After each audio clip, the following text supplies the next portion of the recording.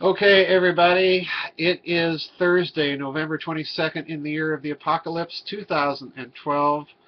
I'm Joseph P. Farrow with news and views from the Nefarium. It is Thanksgiving Day in the United States, so I want to wish everybody happy Thanksgiving to all of you who've been so kind. I am genuinely thankful for your memberships, for your comments, for all of you sending me articles. I'll get to a couple of these that I want to talk about today, but I just wanted to make sure to say a big thank you to everybody, especially that dear lady. You know who you are. And to the gentleman up in Illinois and a lot of other of you, thank you so much, and wish all of you and your dear ones a happy Thanksgiving. I am making progress on the book that my publisher said was due out yesterday. So I am in the next to last chapter. It may end up being the last chapter. I don't know. I'm pretty exhausted having to write this book so quickly. So hopefully it will be a book that you'll find worthy. And one of the topics in that book is covert financing. And so many of you sent me these articles. I found these, and then I was deluged with a flood of you sending me not only these two articles, but a lot of other articles on the same thing. And I'm actually going to be blogging about this. I suspect this coming Saturday, possibly even Sunday, because, again, this is a story that just doesn't seem to want to go away. All right, here's the first article. I'm going to hold it up so you can see it. It's from the New York Post. Billions in bearer bonds could be lost due to Hurricane Sandy. Okay. Now, just when you thought the bearer bonds story was over, that it was kind of unusual, it was a lot of fun watching these bankers and Federal Reserve people and government people say, oh no, we never heard of any gold-backed bearer bonds. But so, just when you think it was all over, Hurricane Sandy happens to hit New York City and flood a vault, apparently, with, and the New York Post has so kindly put a picture up here. I'm holding it up so you can see it, and I'll try and post this in the blog.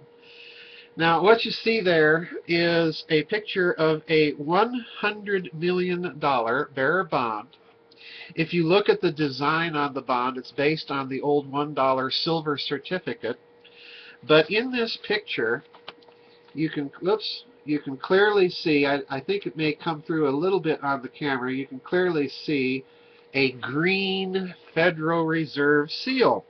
And you're thinking to yourself, I didn't know the Federal Reserve issued bonds directly. Okay. So we don't know if this actually purports to be a picture of the bearer bonds that got all soggy in the basement on Wall Street or not. We don't know.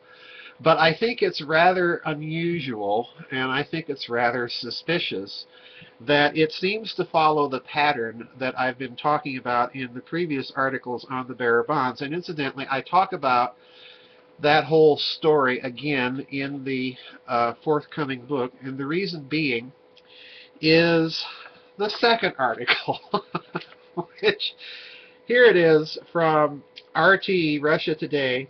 Shadow banking doubled during the crisis to record $67 trillion. All right, now let's talk about what shadow banking is.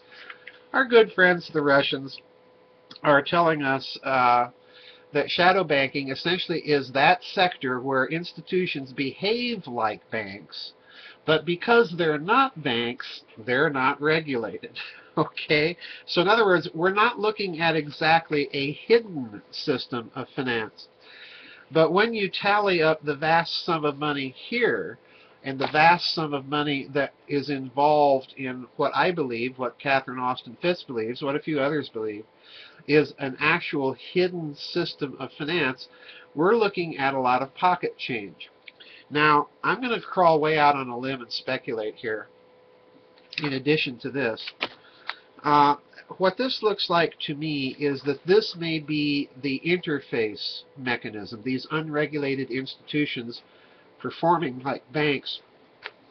This may be the mechanism between that deeply hidden system of finance and the public system of finance. This is the mechanism that allows funds to flow back and forth between the two. And to a considerable degree, funds to be laundered. But now let's go back to the New York Post and the picture of the bearer bond here. What they're talking about in this article is an amount of some $70 billion. All right. Now, these bearer bonds, so far, we have not heard anything relating these bonds to the previous bearer bonds in one important detail, and that is, in this version of the story, there's no mention that these things are gold-backed, all right? In other words, these are not secret bonds that have been issued, rehypothecated on gold. So, in other words, we might be looking at something different. This is a story, I think, however, that in spite of that departure from the pattern that we've seen before, may be deeply related to it. So add another $70 billion to the $134.5 billion in the Italian and Japanese bearer bond scandals, to the $2 trillion in the Spanish bearer bond scandals, and to the further trillions of dollars in the second Italian bearer bond scandal. So we've got lots of money floating around out there in the form of bearer bonds, and I suspect that all of this has in turn to do with the peculiarities that we've seen going on in the gold market lately. I really do think that we're looking at something that has only surfaced recently, and they're scrambling like mad to keep any more of it from surfacing. Now, all of this raises an interesting question that I talk about in the forthcoming book. Already people have speculated whether or not Sandy was deliberately engineered. Well, I'm not going there just yet, and certainly not to the extent to suggest that it was engineered precisely to get rid of these things. That could have been done much more simply. But it is an unusual storm. It is unusually coincidental that we have these types of things surfacing. So anyway, I'm going to keep it short this week, folks, since it's a holiday. I want, again, to wish everybody a happy Thanksgiving. Thank you for your prayers, your support, your donations, your emails, the articles and things that you want to bring to my attention. I do go through all of those very carefully, very thoroughly. So if I don't respond to you individually with a thank you note, please understand that it's very difficult for me to thank everybody. But I am appreciative to all of you who've been doing that, and all of you who've been commenting on the website and so on and so forth. Anyway, one final thought before I sign off, folks. In view of the election postmortems, I think we should all come up with a new bumper sticker, a new slogan for the USSA, and that is, "Don't blame me, I voted for Putin." All right. Take it easy, everybody. We'll see you on the flip side, and God bless.